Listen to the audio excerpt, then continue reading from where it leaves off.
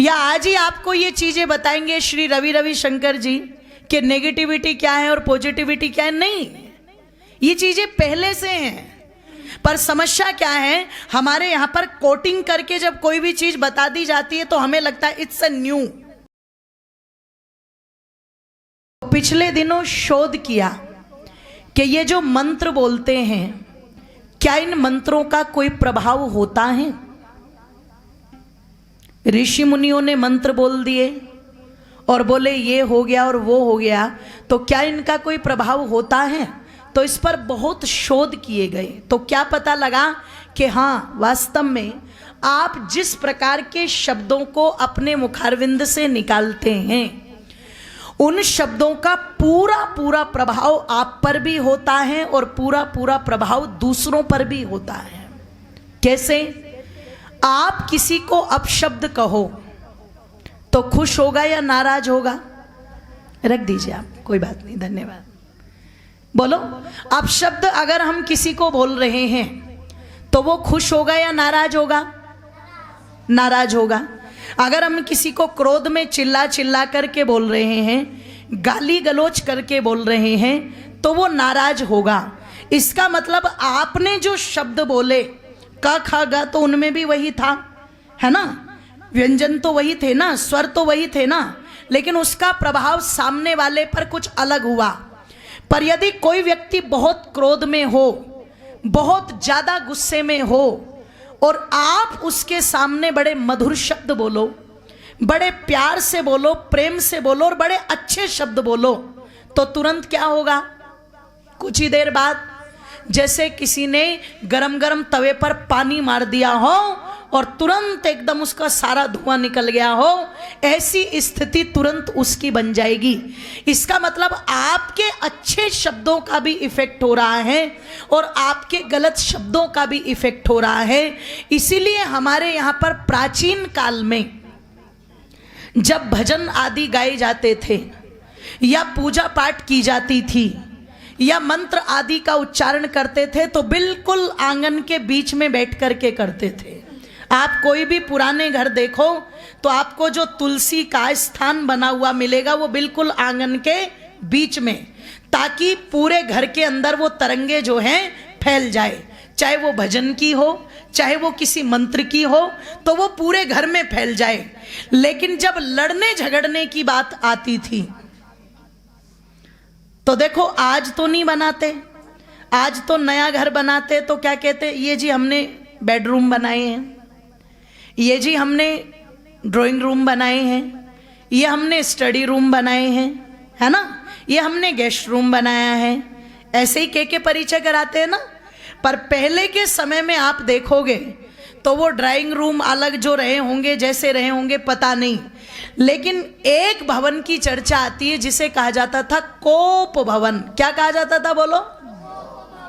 अच्छा, कोप शब्द किसको कहते हैं? जो दुखी हो, है ना, जो दुखी हो, कुपित हो, अंदर से जो पता लगा रोने झिझाने का जिसका मन कर रहा हो। तो पहले लोग क्या इतने पागल थे जिन्होंने कोप भवन बना दिए? आप सोचो क्यों बनाते थे कोप भवन? कोप भवन का वर्णन आता है पहले कि कोप भवन में चली गई, कई रूट करके कहां चली गई? कोप भवन में। तो आप विचार करना, चिंतन करना, क्यों? जो पूजा का स्थान है, जो संध्या का स्थान है, वो यज्ञशाला तो घर के बीचों बीच बनाई जाता था, यज्ञ कुंड आंगन में, ताकि मंत्रों की ध्वनि पूरे घर में जाए। आप ये मत सोचना कि आर्ट ऑफ लिविंग आपको पॉजिटिविटी और नेगेटिविटी के बारे में बता रहे हैं, या श्री सदगुरु महाराज जी आपको पॉजिटिविटी और नेगेटिविटी के बारे में बता रहे हैं, या ब्रह्म कुमारी वाले ही आपको बता रहे हैं। ये सब व्यवस्थाएं पहले से हैं।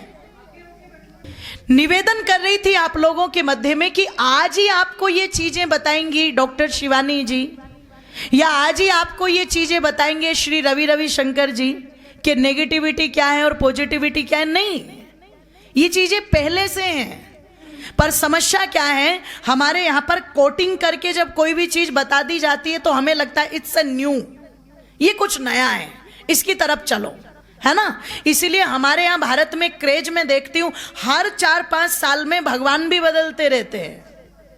कभी साईं बाबा का क्रेज आ गया तो सब उधर ही भाग पड़े, कभी संतोषी माँ का क्रेज आ गया तो सब उधर ही भाग पड़े। पता लगा फिर कभी हनुमान जी का क्रेज आ गया तो लोग उधर ही भाग पड़े गदा लेके। अब खाटू जी शाम का चल रहा है तो लोग उधर ही भाग रहे हैं सबके सब। तो 4-5 साल में हमारे टेस्ट हमेशा बदलते रहते हैं, ध्यान रखिएगा। ये मैंने कई बार नोटिस की है ये चीजें।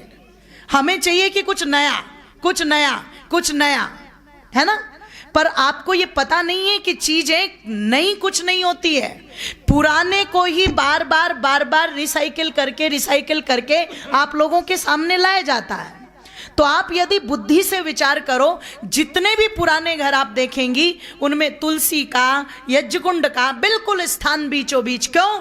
जो मंत्र बोले जा रहे हैं उनमें सकारात्मकता है, उनमें सबके लिए प्रार्थना है। हम मंत्र बोलते हैं अग्ने नए सुपथार आए, हे परमात्मा मुझे सुपथ पर ले चलो। तो ये प्रार्थना अकेले के लिए नहीं की, क्या कहा?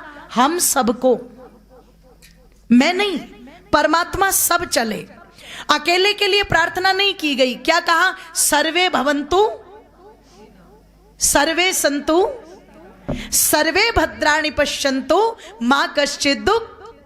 अकेला मैं ही सुखी ना हूं भगवान, मेरा पड़ोसी भी सुखी हो, सब सुखी हो। अच्छा मैं अच्छा बन गया और मेरा पड़ोसी 1 नंबर का शराबी रोज गाली बकेगा खड़े होकर के, तो 4 दिन बाद क्या कहेंगे? 10 दिन बाद सुन के क्या कहेंगे? हे भगवान या तो इसे ही उठा ले और नहीं तो मेरा इंतजाम ऐसा कर दे कि मैं घर ही बदल लूं। यही होगा कि नहीं होगा? तो क्या कहा? मैं भी सुखी रहूं, मेरा पड़ोसी भी सुखी रहे, मैं भी अच्छा बनूं, मेरा पड़ोसी भी अच्छा बने। तो प्रार्थना सबके लिए जिन मंत्रों में की जा रही है, कहा कि वो पूरी सकारात्मकता से भरे हुए, इसलिए उनको इतना उच्च स्वर में बोलो, इतना तेज बोलो और बिल्कुल घर के बीच में बैठ के बोलो ताकि चारों तरफ उनकी तरंगे फैल जाए। लेकिन यदि किसी कारण से आपको क्रोध आ रहा है, आपका लड़ाई झगड़ा के लक्षण बन रहे हैं, तो क्या कहा? कितने समझदार रहे होंगे बड़े लोग कि वो चीज सब जगह नहीं फैलानी। उसके लिए क्या करो? जाओ कोप भवन में, जाओ कोप भवन में और वहां जाकर के जो भी आपस में कहना, सुनना, लड़ना, भेड़ना, जो करना है सो करो। क्यों? क्योंकि तुम्हारे शरीर से, तुम्हारे शब्दों से जो वो विष निकलेगा, वो जहरीलापन निकलेगा, वो नकारात्मक तरंगे निकलेगी, वो सारी की सारी, जोर से बोलो, वहीं रह जाए। ये हमारे बड़े बुजुर्गों की स्ट्रेटर्जी थी।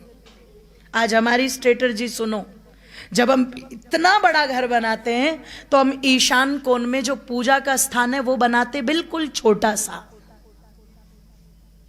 पूजा आपकी वहीं हो रही है, एक कोने में बैठ के।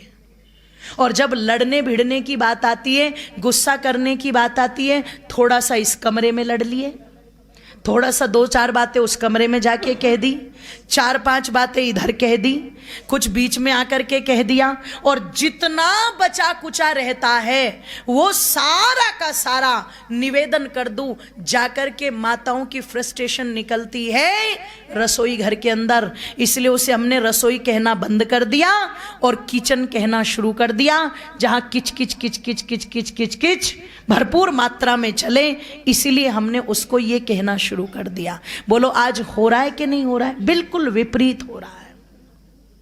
यज्ञशालाएं तो निकल ही गई घरों से, यज्ञ कुंड तो निकल ही गए, ले देकर के एक पूजा का स्थान ईशान कोण में बनवा देते हैं वास्तु वाले, और वो भी छोटा सा। पता लगा जो पूजा की ध्वनि, जो पूजा के मंत्र, जो संध्या के मंत्र, जो यज्ञ के मंत्र पूरे घरांगन में गूंजने चाहिए थे, उनको हमने केवल कोने में कर दिया। और जो हमारी नकारात्मक चीजें हैं उनको हम घर के हर कोने में फैलाते हैं। जबकि बड़े बुजुर्ग अनपढ़ थे, वो किसी यूनिवर्सिटी में पढ़ने नहीं गए, लेकिन वो इतना तो जानते थे कि शब्दों का प्रभाव किस मात्रा में होता है, किस हद तक होता है, आज जिन चीजों पर शोध करके वैज्ञानिक बता रहे हैं, पिछले दिनों शोध किया, ये जो गायत्री मंत्र बोलते हैं इसमें बार बार परमात्मा से बुद्धि की प्रार्थना की गई है। और जब बार बार कोई चीज आप परमात्मा से मांगते, एक शब्द दे देते मनोविज्ञान में विजुअलाइजेशन, अर्थात आप जैसा सोचते हैं वैसी प्रतिक्रिया आपके शरीर में आनी आरंभ हो जाती है। तो जब आप बार बार भगवान से कह रहे हैं भगवान मुझे अच्छी बुद्धि दे, भगवान मुझे अच्छी बुद्धि दे, भगवान मुझे अच्छी बुद्धि दे, तो कहीं ना कहीं उसका सकारात्मक प्रभाव किस पर पड़ता है? बोलो, बुद्धि पर पड़ता है। अच्छा, अच्छी बुद्धि की आवश्यकता पुरुषों को ही है या महिलाओं को भी है? जोर से बोलो। अच्छा, ज्यादा पुरुषों को है या महिलाओं को है? वैसे महात्मा चाणक्य कहते हैं माताओं में पुरुषों की अपेक्षा बुद्धि 6 गुना अधिक, स्वामी जी 6 गुना अधिक होती है। पर जब मैं पुरुषों के डायलॉग सुनती हूं तो वो क्या कहते हैं? रहन जा, अब तू भी मुझे बताएगी, हैं जिसकी बुद्धि घुटनों में दौड़ रही है, इस प्रकार से बोलते हैं, है ना।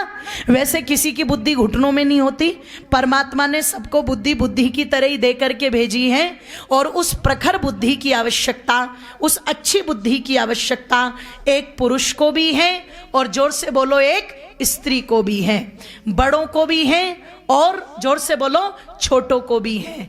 इसलिए गायत्री मंत्र पढ़ने का अधिकार स्त्रियों को भी है और बोलो पुरुषों को भी है। यह अधिकार सबको है और इसको पढ़ना चाहिए। इस पर इतने सुंदर सुंदर शोध निकल करके आ रहे हैं कि जिसके सुखद परिणाम हो सकता है आप आज बोलो आपको आज ना पता लगे, कल बोलो आपको कल ना पता लगे, पर यदि प्रतिदिन का अभ्यास आप बना लोगे कि घड़ी की सुई से मिला करके मुझे 10 से 15 मिनट तक इस गायत्री मंत्र का पाठ करना है, इसको बोलना है, इसके अर्थ पर चिंतन करना है और परमात्मा से बैठ करके प्रार्थना करनी है कि प्रभु मेरी बुद्धि को अच्छा बनाओ।